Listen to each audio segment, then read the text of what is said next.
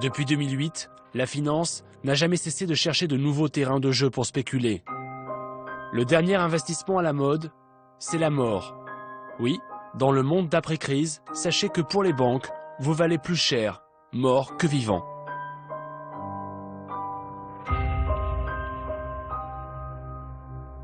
Sous le soleil de Floride, nous sommes allés rencontrer ceux qui ont eu l'idée géniale de créer des produits financiers qui permettent de spéculer sur la mort.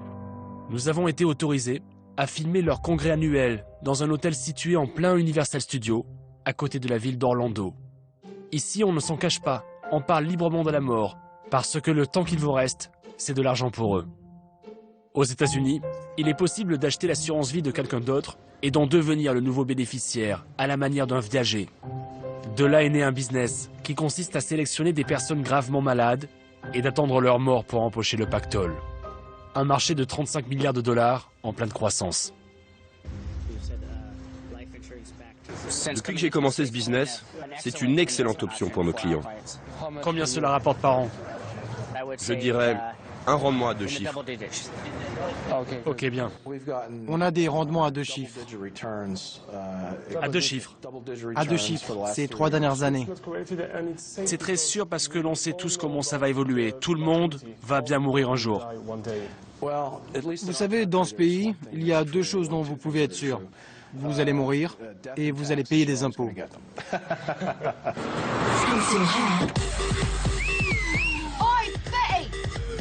Partant de ce principe, ces investisseurs ont lancé une chasse aux seniors américains pour les convaincre de revendre leur police d'assurance vie. Le problème avec l'assurance vie, c'est qu'il faut mourir pour pouvoir en profiter.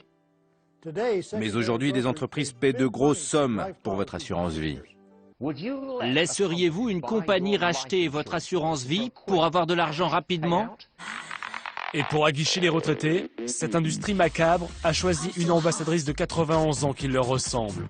Betty White, l'actrice californienne, une des stars de la série Amour, gloire et beauté.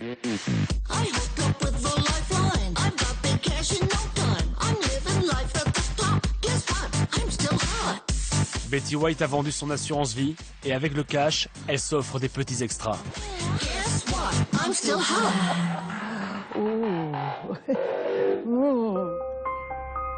Ce que ne dit pas la pub, c'est que ces retraités sont souvent malades et vendent leur police d'assurance vie pour pouvoir payer leur traitement. Voilà le deal. Le jour de leur mort, les investisseurs encaissent la prime d'assurance et avec un peu de chance, les décès peuvent survenir plus tôt que prévu. Avec un cynisme sans limite, voici en quels termes un fonds d'investissement basé en Suisse annonce le décès prématuré d'une personne. Aujourd'hui, nous avons le plaisir de vous informer que la police 720 04 90 a expiré plus de 1 an avant l'échéance pronostiquée. La mort prématurée de cette personne permet ainsi aux spéculateurs d'encaisser un chèque de 850 000 $. Alors, pour maximiser le retour sur investissement, il faut bien choisir ses malades. Et pour ça, il existe d'excellents professionnels sur le marché pour vous conseiller. Quel type de maladie je peux choisir? Il y a une grande variété de maladies parmi lesquelles vous pouvez choisir pour diversifier votre portefeuille. Quel type de maladie? On a du diabète, des maladies cardiaques, du cancer, des maladies comme ça. Y a-t-il un cancer qui rapporte plus qu'un autre? Je ne dirais pas ça comme ça. Le tout, c'est de comprendre quel type de cancer la personne a, quel traitement elle prend et quel est le pronostic en termes d'espérance de vie. Comme ça, on calcule l'espérance de vie la plus précise possible. Pour que l'investissement rapporte, le plus important c'est que le malade ne vive pas trop longtemps. Le travail de Tracy consiste justement à évaluer l'espérance de vie de ses patients.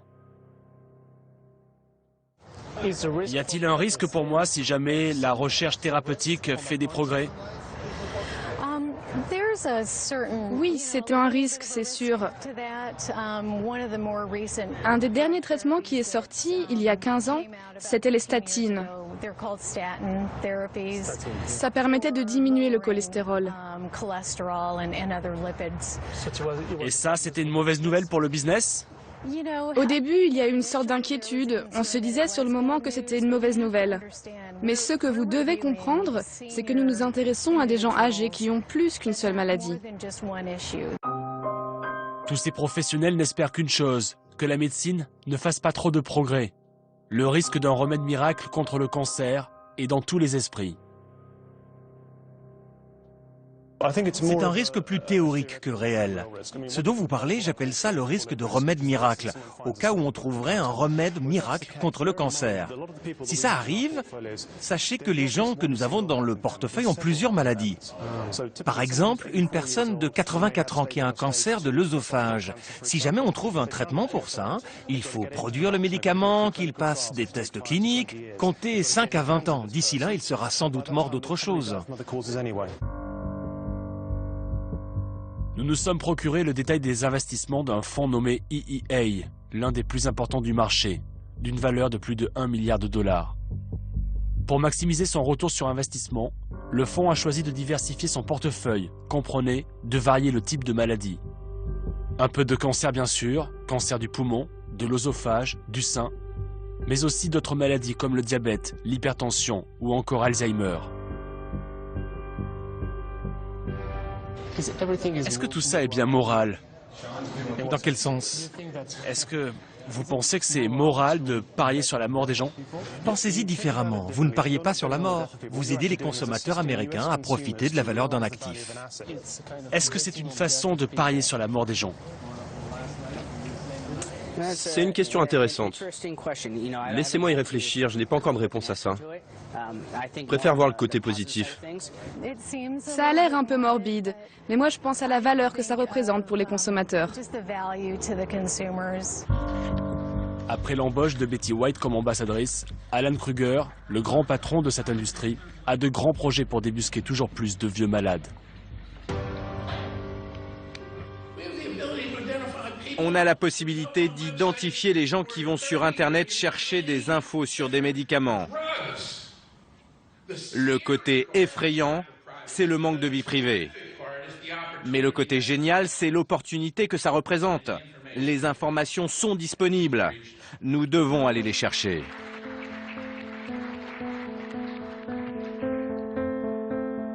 Spéculer sur la mort est une activité en plein essor, mais les dérives de ce business sont de plus en plus nombreuses. Au début de l'année, cet avocat de Pennsylvanie a été reconnu coupable d'escroquerie pour avoir démarché des patients en phase terminale. Il offrait un chèque de 2000 $ contre la signature d'un contrat d'assurance qui le désignait comme bénéficiaire. L'une de ses victimes s'appelle Robert Mizzoni. Il est mort en janvier dernier. Sur cette vidéo, il témoignait devant son avocat. Est-ce que ça vous a mis en colère? Si ça m'a mis en colère, mon corps va être vendu sans que ma femme touche le moindre centime. Ça vous ferait quoi, hein? Ça vous ferait quoi? Imaginez que vous souscriviez une assurance et que votre femme ne touche rien du tout.